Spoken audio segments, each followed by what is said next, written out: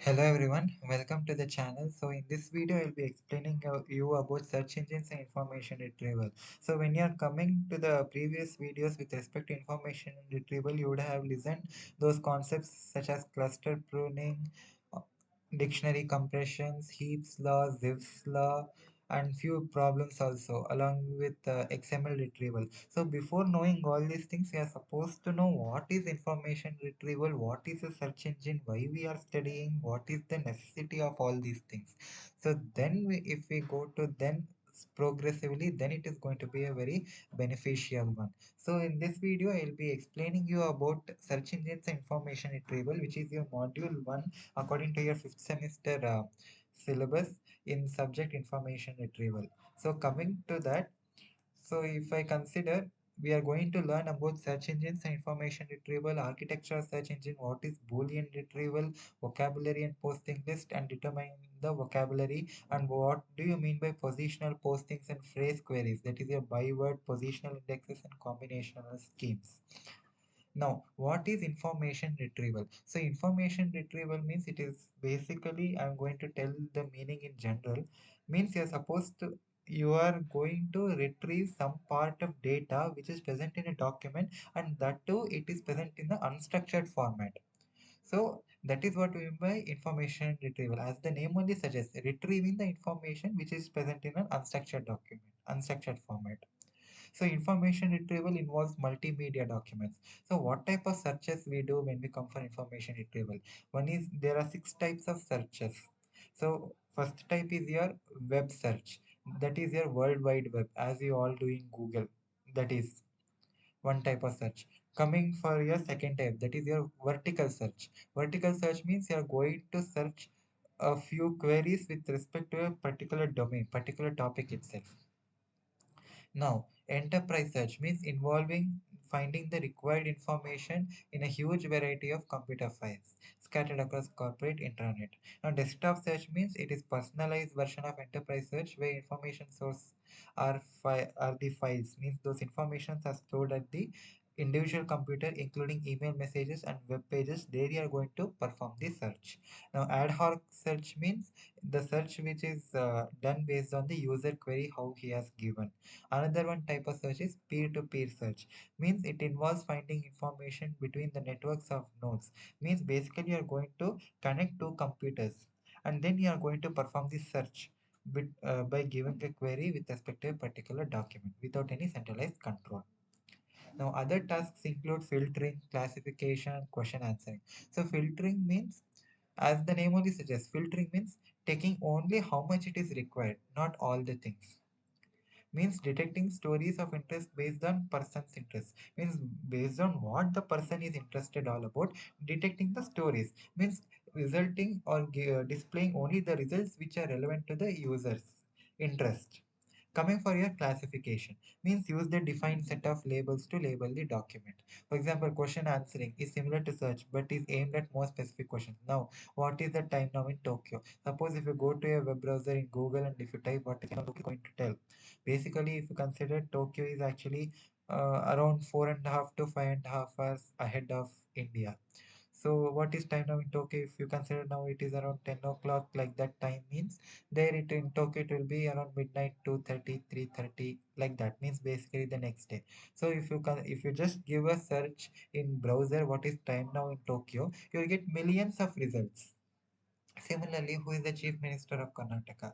If you type that, you will get millions of results. Now, some dimensions of information retrieval. So, when we are going to perform the retrieval, means fetching the particular document contents from the selected document. So, what dimensions we are supposed to follow? The dimensions can be text, images, videos, scan documents, audio, music. So, when you are performing the text, then the example can be web search. Now, images, vertical search, video, enterprise search, scan documents, desktop search, audio, peer-to-peer search, like that. Now, big issues, the issues in in information retrieval. So when you are considering the issues, the relevance is a fundamental concept in information retrieval. Relevance. So what do you mean by relevance? As the name only suggests, how much the documents which are listed, how many of them are relevant to the user query which has been mentioned. So that is what we mean by relevance. Now, relevance is a fundamental concept which is mentioned in the information retrieval. Relevant document contains the information that a person was looking for when she submitted a query to the search engine. Now, language can be used to express the same concepts in many different ways, often with very different words. This is referred to as the vocabulary mismatch problem in the information retrieval. So, topical relevance and user relevance. So, actually, knowing these two it is very, very important. Even for me, also in one of the questions in quiz they had asked what is the difference between topical relevance and user relevance. So topical relevance means it is going to consider the overall subject matter of content rather than just keywords. Means suppose a user is going to give a query. So upon what domain the user is giving the query and the list of documents which is being produced. So the list of documents which is being produced in the browser. So based on the subject matter of the content which is present, it is going to determine the relevance. Now user relevance means it is going to focus on creating a connection between the user and content. The ranking algorithms which have been used to rank the relevance. So one is your precision, recall, everything. So another core issue for information retrieval is evaluation. There are some certain set of issues which are supposed to remember when you are considering the information retrieval. So coming to that, two of the popular measures are precision and recall. So what do you mean by precision and recall? Precision means proportion of retrieved documents that are relevant. Means basically a user is going to give a query whether the documents which are produced as a result are relevant or not. We are going to consider the total number of retrieved documents. So out of those retrieved documents, how many documents are relevant to the user query which has been mentioned. So that is what we mean by precision. Now recall. So proportion of relevant documents that are retrieved. Precision and recall are totally opposite actually. In terms of definition, if we consider. Now recall means proportion of relevant documents that are retrieved. Means basically a user is going to give a query. So based on the user's domain, what he has given, what he or she has mentioned in the while giving the query. So at that time, all the relevant documents will be listed in the browser. So out of those, how many are retrieved? So that is what we mean by recall. Now, third core issue for information retrieval is the emphasis on users and their information needs. Now, text queries are often considered as poor descriptions. Now, one word query such as cats could be a request for information on where to buy cats or for a description of breed of cats like that. Now, techniques such as query suggestion, query expansion, relevance feedback would be used to better to refine the results to produce better rank lists. Now, what do you mean by a search engine? So, search engine, that is what knowing the meaning of search engine and the information retrieval and then studying the techniques which are involved in the information retrieval is going to be a very helpful one. So, considering your search engine, it is the practical application of information retrieval techniques to large scale text collections.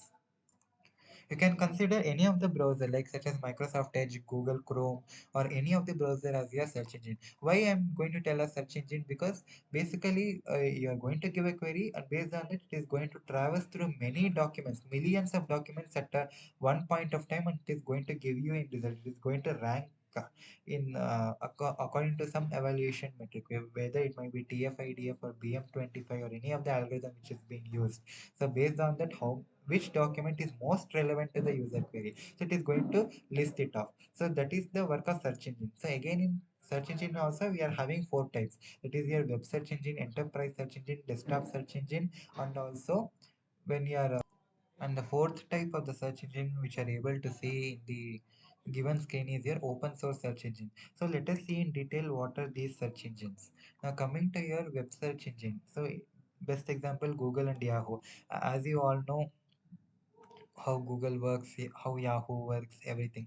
And I have also told in my previous videos as well. So how those search is going to happen, I'm not going to explain in detail. So for reference, you can refer to my playlist, IR playlist. So there I have told in one of the video. So how does the web search is going to happen? So coming to web search engine, that is what Google, Yahoo, it can be the best example as it will be able to crawl. The enterprise search engine, so for example, autonomy, it must be able to process large variety of information sources in a company and company specific knowledge. Basically, we are dealing here with data mining. So purpose of data mining, we are using this enterprise search engine. Now desktop search engine means based on like in the personal computer which is present. So suppose if you're giving a query, so based on that, like which one is relevant, so like that we are going to see. Coming to your open source search engine, it is another important class of systems that has somewhat different design goals. Now coming to your interests, so three particular interests are Lookin, Lemur and Galago. Now, let us just know in the surface level about the types of search engines and also the interest which has been mentioned here. Now, these things are very important. Since you are studying information retrieval, knowing these things are very important. So, what are the points which I'm going to tell you now?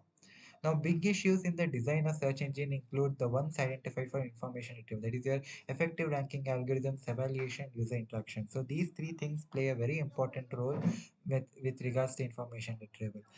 Also, when you're considering additional critical features of search engine, considering few critical features play a very important thing. So that is your performance, response time, throughput, indexing speed. So performance of search engine in terms of measure, that is your response time. So what do you mean by response time? The moment to give a query to your browser or your search engine, so how much time it is going to take to give you the result by traversing across millions of documents. So that is the response time. Now throughput means number of queries, means how many number of queries can be processed in a multiple manner at a given time.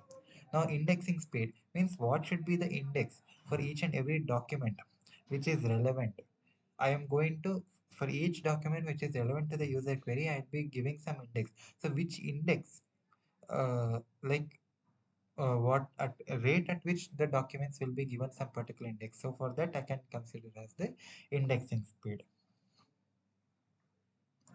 Now scalability is very important. Why scalability is important? See, when you are building a project, not just a search engine, so scalability is very important. Means it should not be able to show only for one small thing. It should, even though if you load so many huge data, huge things, or if you're automating many applications, like so it should be able to work. For example, a search engine, suppose if you give a query, it will be able to traverse through millions of documents.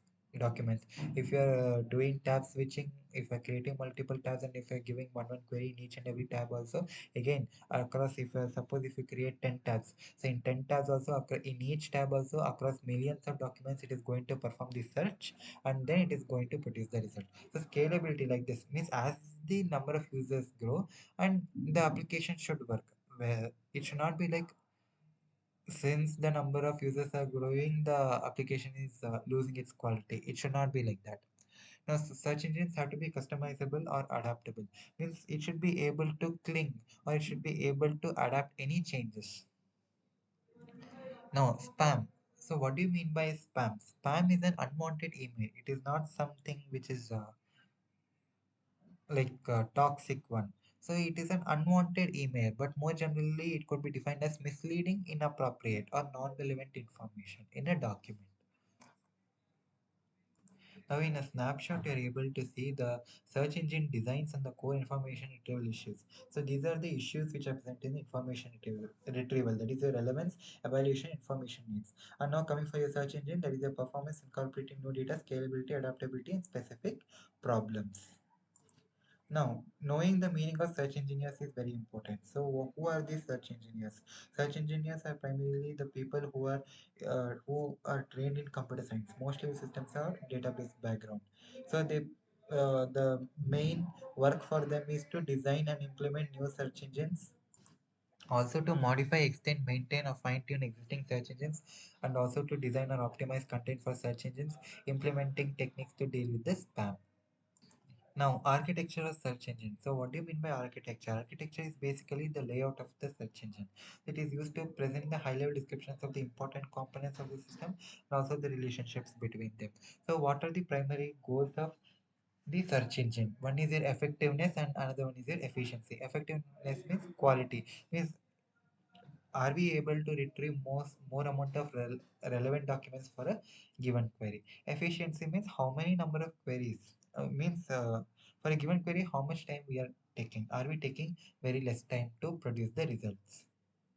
And also making sure that the search engine immediately reacts to the changes which is present in documents. It is also considered both as an effectiveness issue and also as an efficiency issue. Now, for an efficient system, the search engines must employ specialized data structures that are optimized for fast retrieval. Means the data structures which enable in helping or performing the faster retrieval. So those data structures must be involved for an efficient system. Since we want high quality results, search engine carefully process text and also store text statistics that also help in improvising the relevance of the results. Now, basic building blocks. Now, search engine components suppose two major functions. One is the indexing process, another one is a query process. Indexing process means it is going to build the structure that enables searching. Query process means it uses those structures in a person's query to produce rank list of documents. Now, here you are able to see the diagram for indexing process and also the query process.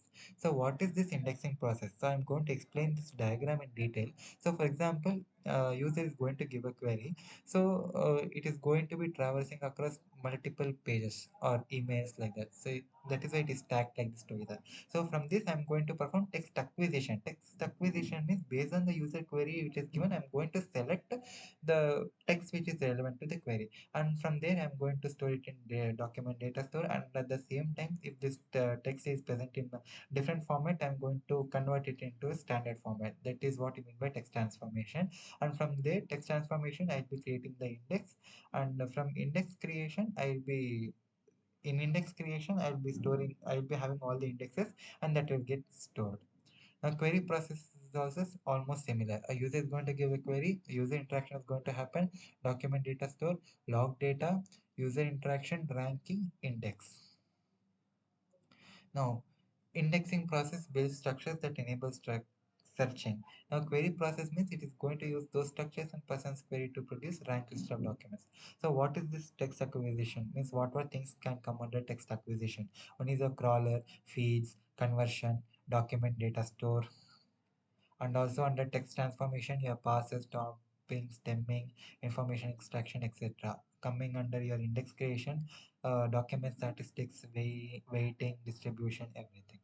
Now, major components of query process are user interaction, ranking, and evaluation. So, under user interaction, you'll be having query transformation, query input, query transformation, results output. And under ranking, you'll be having scoring, optimization, distribution. Under evaluation, you'll be having logging, ranking analysis, and performance analysis. So, with this, we will be concluding the introduction of information retrieval. Means the basics which you are supposed to know before going across the information retrieval. So, what things are actually required to be known by you. So with this note, I'll be ending the video. Thank you.